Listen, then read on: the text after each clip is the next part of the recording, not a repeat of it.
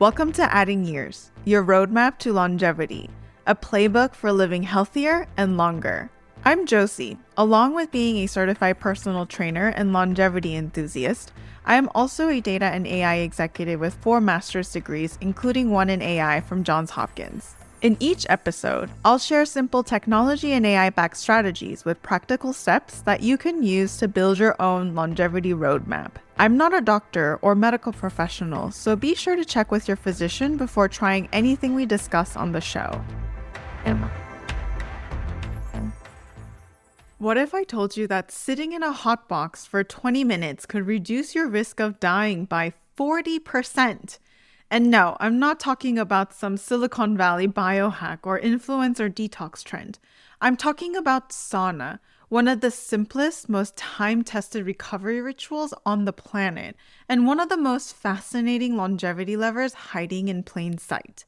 Welcome back, and today we're literally turning up the heat. And yes, I've tried to calculate the exact BTUs of heat exposure per longevity year gained. I call it recreational mathematics, but where's the fun in not knowing your heat to health span conversion rate? If you spent any time in a wellness studio lately, you've probably noticed the same glowing boxes popping up everywhere. Infrared saunas promising detox, recovery, and longevity. Some claim they can sweat out toxins. Others say that they boost metabolism, circulation, even mood. It sounds miraculous, but is it? Actually, let me pause here because I get this question all the time. Is this just another wellness trend that'll disappear in 2 years? Fair question. Here's what makes saunas different. It has thousands of years of evidence, from Roman bathhouses to Finnish culture, plus modern randomized controlled trials backing this up. When ancient wisdom meet RCTs, I pay attention. My relationship with the sauna actually started long before the trend. I grew up Korean American, splitting time between California and Seoul, where jjimjilbang were part of family life. They're like these multi-story sauna spas with clay domes, salt caves, and aunties who scrub your skin until you shine. Later, I met the Finnish version, wood-lined rooms heated past 180 degrees, all discipline and endurance. Infrared arrived as my third language of heat. Instead of heating the air, it uses wavelengths that penetrate the tissue directly. The air stays a comfortable 120 to 150 degrees Fahrenheit, warm enough to sweat and gentle enough to stay longer. And for me, that comfort translated into consistency, and that's where the story of longevity begins. Because sauna isn't just relaxation, it's a controlled stress, a signal to your cardiovascular system, metabolism, and cells to adapt. When done right, it strengthens the resilience the way exercise or fasting does. When done wrong, it's just dehydration with spa music. So today, we're sorting the signal from the steam. As always, we'll ask 3 questions in this episode.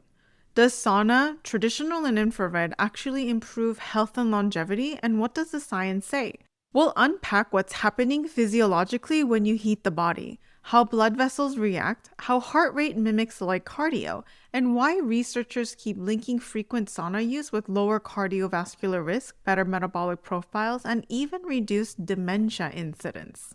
Next, we'll explore what the evidence says about safety, frequency, and dose response for real-world use, because more heat isn't always more benefit.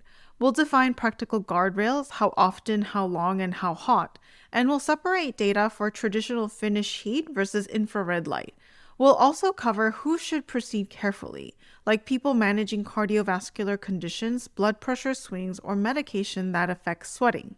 And lastly, we'll discover how AI and wearable data can help personalize sauna protocols for measurable recovery and performance gains. Most of us already notice the basics, a higher heart rate, deeper sleep, or a calmer mood after a good session. But how do you know if those changes are meaningful? And that's where the data helps. Whether you use a smartwatch, a fitness band, or any health tracker, these tools can capture shifts in heart rate, recovery, and sleep quality. Paired with AI, they can surface real trends, turning your sauna habit into feedback you can trust. And later in the episode, I'll show how I use these tools to connect the dots between heat exposure, recovery, and long-term adaptation. moving beyond guessing to truly measuring progress. When used intelligently, sauna isn't about chasing sweat. It's about practicing adaptation, training your body to handle stress better, recover faster, and maybe, just maybe, add years to your life. Before we dive into the science, let's start with the simplest question. Why does heat matter at all? When you step into a sauna, traditional or infrared, you're giving your body a challenge. Your core temperature climbs, your heart rate rises, and blood vessels open wide to help you cool down. It feels relaxing, but biologically, it's controlled stress. It's essentially a workout in disguise. Think of heat stress like lifting weights for your cardiovascular system, except you're just sitting there. Each session trains your heart and blood vessels to adapt faster and recover stronger. Here's something I tracked in my own data that blew my mind. After 3 months of regular sauna, my heart rate recovery, the speed at which my pulse drops after exercise, improved by over 10%. That's the same improvement some people see after months of cardio training. Except I was literally just sitting in a hot box listening to podcasts about, well, sitting in hot boxes. And this is what makes it so relevant right now. We live most of our lives at a cozy 72 degrees, climate controlled, predictable, and safe. Great for comfort, but not so great for resilience. And when the body never gets pushed, the systems that manage temperature, blood flow, and stress response start to dull. And sauna brings that stress signal back. A small, deliberate dose of discomfort that reminds your biology how to bounce back. Whether you're an athlete trying to recover faster, a high-stress professional looking to wind down, or someone who just wants to sleep deeper and feel calmer, heat exposure works through the same principle: resilience. Traditional Finnish saunas heat the air to around 180 degrees Fahrenheit and up, warming you from the outside in. Infrared saunas flip that equation. They use light to warm tissues directly, keeping the air a more comfortable 120 to 150 degrees Fahrenheit. The physiology overlaps, but the feel is completely different. One is fiery and fast, and the other one is a bit more gentler and longer. Infrared's comfort mean that people can actually use it regularly. And in the longevity world, as we always say, consistency beats intensity. And that's why I think that infrared has exploded in the US. It's accessible, quiet, and sustainable. You can breathe, think, and even meditate while your body does the work. So that's the why. Controlled heat isn't about detoxing or toughing it out. It's about training your body to respond, recover, and recalibrate. So now I know that you're thinking, okay, so what's actually happening to my body when I'm sweating buckets? Great question. Let's now get into the cellular machinery and understand what's happening underneath that sweat, inside your cells, your circulation, and even your brain. First, you can think of heat as a biological trigger. A sauna session looks effortless from the outside, but inside your body, as we've discussed earlier, it's a mini stress test. Within minutes, your core temperature rises, your heart rate rises like you're on a brisk walk, and your blood vessels open to help release heat. That widening improves circulation and the flexibility of your arteries. It's like stretching out a tight rubber band. Think of it as giving your cardiovascular system a workout without running a single step. And at the cellular level, this is where things get cool or hot, depending on how you see it. When things heat up, your body calls in a special crew known as heat shock proteins. Think of them as your body's repair team that only clocks in when things get hot.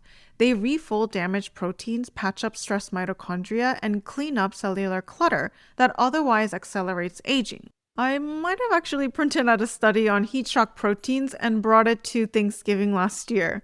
My family and friends now have a running joke that I can turn any conversation into a longevity conversation. But in all seriousness, when you understand that HSP70 levels correlate with lifespan across species, from fruit flies to humans, you start to see heat differently. This process, called hormesis, is the art of getting stronger by being stressed just enough. Too little challenge is no adaptation, but too much, you burn out. Sauna hits that sweet spot. And remember, always check with your physician before starting any new protocol, including sauna. Even good stress is still stress. So that's what's happening inside the body. But what about the long-term effects in the real world? Let's look at a country that's basically been running a massive natural experiment without even meaning to. If you want long-term proof, look to Finland, where sauna isn't a luxury, it's culture. In the Kuopio study, researchers followed more than 2,300 men for 20 years. Those who used sauna 4 to 7 times a week had up to 48% lower risk of fatal heart disease, 50% lower risk of sudden cardiac death, and roughly 40% lower all-cause mortality than those who went once a week. Later analysis even showed lower dementia risk, probably because what's good for the heart is good for the brain. So, is sauna the fountain of youth? Not quite. Researchers also noted that the frequent sauna users tended to move more, eat better, and smoke less. In other words, sauna might not cause health, it might co-travel with the healthy lifestyle. But even when you adjust for those habits, the benefits hold surprisingly strong. That's why Finland is often called the world's accidental clinical trial. Millions of people, decades of consistent heat, and remarkably fewer heart attacks. That's the traditional sauna story: hot rocks, steam, and sweat. But in the last decade, a new players entered the scene. Infrareds are newer but catching up fast. Instead of heating the air, they use light to warm your tissues directly. There are 3 main bands of infrared light: near, mid, and far. Let's keep this simple. Near-infrared acts at the surface, energizing your cells and improving blood flow. Mid-infrared works a bit deeper, warming muscles and soft tissue. And far-infrared reaches the deepest layers, creating that full-body sweat and cardiovascular conditioning. Most modern full-spectrum saunas combine all 3, so you get cellular stimulation and the deeper heat response at lower air temperatures, usually between 120 and 150 degrees Fahrenheit. And here's what studies show so far. People with arthritis or fibromyalgia report 25 to 40% less pain after 4 to 6 weeks of consistent use. And far infrared sessions improve the ability of blood vessels to dilate and may lower blood pressure after just a few weeks. In addition to that, repeated sessions have nudged insulin sensitivity upward and fasting glucose downward in overweight adults, and in other trials, markers like CRP tend to fall. Nothing in these numbers, again, scream miracles from these studies, but together they whisper something powerful. Gentle, repeated heat nudges almost every system that keeps us young. And because infrared feels more comfortable than the roaring Finnish version, people actually stick with it. Comfort equals consistency, and consistency equals benefit. A quick note on quality. Cheap saunas can emit uneven light or high electromagnetic fields that cause headaches or skin irritation. High-end brands use low EMF heaters and stable wavelength output. In other words, not all infrared is created equal. And in this case, quality directly affects results. So let's connect the dots.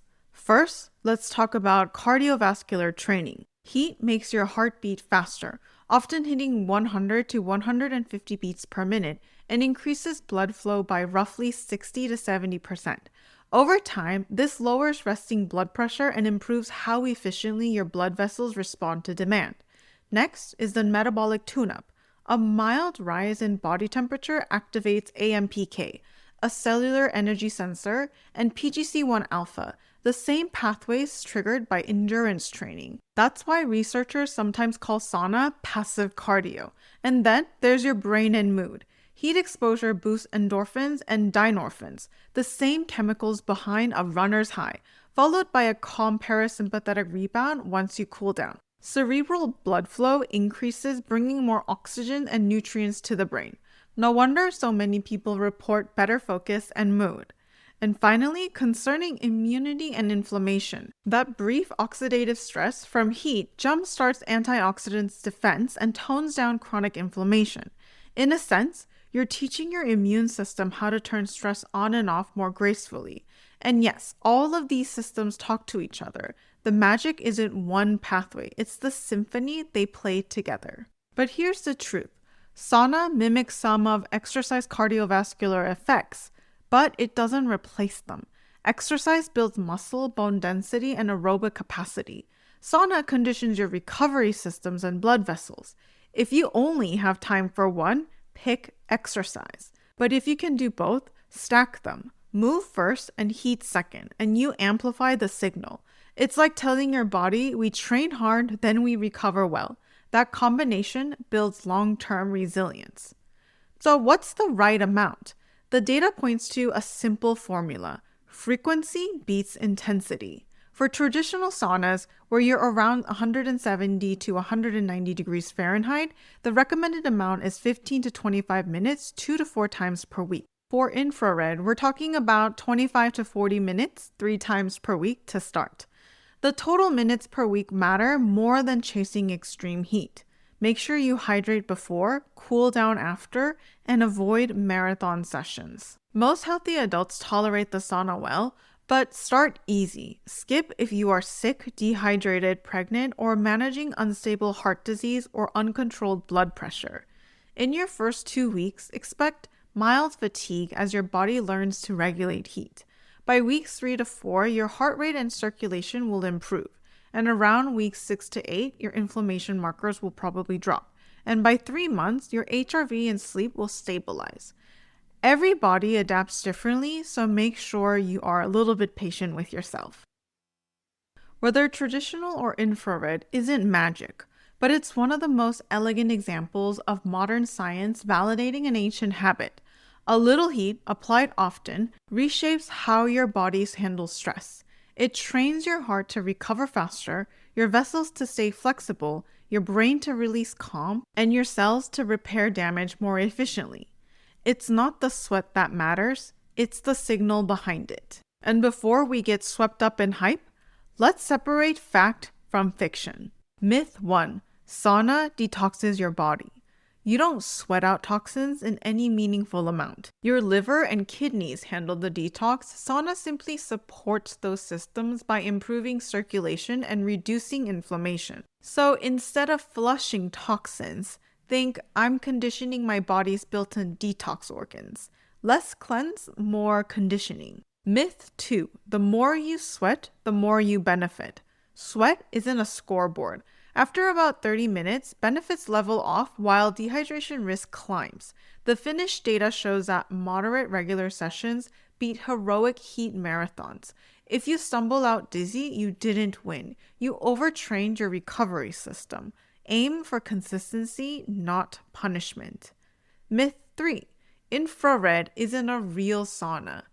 Different method, but the same outcomes. Traditional saunas heat the air. Infrared heats you directly. Both raise core temperature and trigger the same heart protective responses. Infrared's advantage is the comfort. Myth 4. Sauna melts fat. The only weight you lose in a session is water. The real metabolic win is improved insulin sensitivity and circulation, not calorie burn. If fat loss is your goal, combine sauna with diet, sleep, and resistance training. The heat supports your metabolism, but it doesn't replace the work. And lastly, myth number 5. It's too late to start. It never is. Studies show vascular and mitochondrial benefits even in people starting at 60 or 70. 2 short sessions a week are enough to retrain circulation, calm the nervous system, and build resilience. The best time to start was years ago. The next best is this week. The bottom line, sauna isn't magic, it's method. It doesn't detox you, melt fat, or replace the gym. What it does is train resilience, a cardiovascular, cellular, mental tune-up built in one calm, sweaty session at a time. So hydrate, keep it comfortable, and let the heat do its quiet work. Because the real myth isn't that the sauna heals everything, it's that health has to be complicated. Sometimes a little intentional warmth is exactly what the body needs to reset and rebuild. Now that we know the why and the how it works, let's make this real. How do you actually build a sauna routine that sticks, delivers results, and doesn't feel like another item on your to-do list? First, you want to start simple. Before you set the timer or crank up the heat, decide why you're doing this. If you're looking for recovery and inflammation reduction, try moderate heat for 25 to 30 minutes. If it's reducing stress or improving sleep, Try some evening sessions at a slightly cooler temperature. If it's for cardio conditioning, try a slightly longer session or a slightly hotter session. Next, pick a metric. You don't need 10 graphs or 4 apps. Pick one metric, HRV or sleep quality. That's it. If HRV makes sense to you, track that. If you care more about how rested you feel, just rate your sleep from 1 to 10 each morning. Once that feels automatic, then you can add more data later. Resting heart rate, recovery score, or whatever fits your curiosity. Take baby steps. Even scientists start with one variable. And some easy start rules that work for me and that I recommend to people just starting out. Start with something like 2 sessions per week, 20 minutes each, around 130 degrees Fahrenheit. If you feel great after 2 weeks, bump up to 3 sessions or higher temperature like at 135 degrees. Never jump by more than 5 to 10 degrees or 5 minutes at a time. And make sure you're tracking this somewhere so that you know when you should bump up the time or bump up the temperature. A 30-minute sauna can drain almost a liter of sweat. So before you even turn it on, make sure you drink at least 12 to 16 ounces of water. After you step out, drink another 16 to 20 ounces and add electrolytes if you're training or sweating a lot. And try to skip alcohol before sessions, and a light snack, maybe like a fruit or a handful of nuts, will keep you from crashing afterwards. So here's what that session could look like. First, as you're waiting for the sauna to heat up, make sure you're hydrating. Bring your towel and water alongside with you. During the 20 to 30 minute session, make sure you're sitting or reclined. Breathe through your nose and let the heat build slowly. Listen to calm music or this podcast. That counts as multitasking. If you feel dizzy, step out, cool off, and come back later. And after the session, if you are just getting into sauna, make sure that you're cooling down gradually. Don't use any cold shock therapy right away. Shower or rinse, rehydrate, and jot down how you feel, your energy, your soreness, your mood, or sleep that night. And after 6 weeks, pause and check 3 things. Your HRV or sleep trend, your overall energy, and whether or not you look forward to sauna or have to talk yourself into it. If 2 out of the 3 are positive, stay the course. If not, adjust temperature or timing and run another 4-week cycle. The goal isn't perfection. It's progress you can feel. So the bottom line is this. Sauna works because it's equal parts science and equal parts sanity. It gives your body stress in a controlled way and your mind a break from everything else. It's not about chasing numbers or sweating out your sins. So start small, pick one metric to track, hydrate, and by week 12, you'll have a habit that's not only measurable, but it also is meaningful. I'm usually the first to test things, so I wanted to share what sauna looks like and how I incorporated it in my life. While I love the look of finished saunas, it just didn't really fit the way that I wanted to use the sauna. So when I finally committed, I went with a Clearlight full spectrum infrared sauna. This isn't an ad, it's just what's in my house. There are plenty of great high quality options. This one just fit my space better and made the ritual feel easy. For me, I try to sauna 3 times per week around 135 to 140 degrees Fahrenheit for 20 to 30 minutes, usually in the late afternoon or early evening. I try not to do it too late in the afternoon because I find that it disrupts my sleep from the amount of hydration close to bedtime. I also try to set up a really relaxing environment for myself through lighting and music. I also use my Whoop to track my sessions. So before I step in, I tag my activity as sauna and put a towel over the strap of my Whoop so that it doesn't overheat. I find that these sauna sessions usually nudge my heart rate into a high zone 1, sometimes low zone 2, not a workout, but enough to feel like passive cardio. And once a month, I ask AI one question. Compare my last 30 days of sauna sessions with the prior 30. Show how HRV, resting heart rate, and deep sleep change and suggest a small adjustment. Nothing complex here, just a quick pulse check to keep me honest. And numbers aside, here's the lived-in experience. I find myself a little less stiff after lifting, meaning fewer creaky mornings that I wake up to. My skin, I've seen subtle but noticeable difference in kind of the clarity and brightness that I project. And for sleep, I tend to fall asleep faster and wake up less during the night. I also learned a really valuable lesson early on. I naturally have very low blood pressure, which is nice, until dehydration and heating teams up. Early on, I had stacked everything: a heavy resistant workout, a zone 2 exercise, and then followed it immediately with high heat sauna. And yes, I hear the irony because we always talk about consistency over intensity. 5 minutes in the sauna, I started to get tunnel vision, like the room was closing in. I started sweating, cold sweat on my forehead, and getting this weird fuzzy sound inside my ear. I had to end the session, cool down, and drink a lot of electrolytes. I didn't pass out, but I was very close to it, and it really shook me. And fixing it was really simple. I made sure that I separated my hard training and sauna by a few hours at least, double my electrolytes post-workout and post-sauna, and on heavy lift days or days where I'm not at optimal condition, I kept the heat at less than 135 degrees for less than 25 minutes. And since then, I haven't experienced any of those symptoms. Moral of the story: don't stack stressors just to get it done. Learn from my mistakes. And when I checked my metrics 3 months in, this is what I saw. My resting heart rate dropped by about 2%, my HRV increased 6 to 8% on average, and my deep sleep increased about 10% per night. On the subjective side, I also noticed steadier energy and fewer midday crashes. So again, not magical or miraculous numbers, but real durable changes. Sauna doesn't give you a new nervous system. It trains the one you have to bounce back faster. Okay, so we covered a lot today: the science, the safety, the tech, and how heat becomes habit. So let's land this plane with something simple you can remember and actually use. What do we know for sure? Regular sauna use, traditional or infrared, improves cardiovascular and metabolic health, lowers inflammation, and strengthens your body's ability to handle stress. This is the big picture. In Finland, people who sauna 4 to 7 times a week cut their risk of fatal heart disease by almost 50%. And that's not hype, that's data. So no, sitting in a hot box won't replace your workouts, but it will make your heart, your vessels, and your nervous system act younger. It's the recovery multiplier that keeps everything else working better. If you remember one thing, remember heat. HEAT. H, hydrate.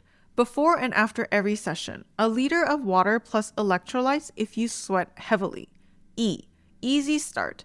2 sessions per week, 20 minutes, around 130 degrees. Make it simple enough to succeed.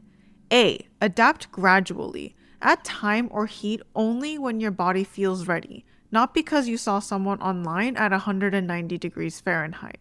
And T, track one thing. Pick one. HRV or sleep quality or something else. That's all. Let consistency, not perfection, drive your progress. So heat, hydrate, easy start, adapt, and track is your entire blueprint in 4 words. We'll see you next time, and until then, stay hydrated, stay curious, and keep building the habits that help you add life to your years. Thank you for spending your time with me today on Adding Years, your roadmap to longevity. If you found this episode helpful, please follow or subscribe on your favorite podcast platform and consider leaving a review. Before we wrap up, a quick but important reminder: Adding Years is for informational and educational purposes only and is not a substitute for professional medical advice, diagnoses, or treatment. Always consult your physician or qualified healthcare provider before making changes to your health regimen, supplements, or exercise routine. What you hear on this show reflects personal opinions, experiences, and not medical advice. I'm Josie, and this is Adding Years. Until next time, here's to living better, longer.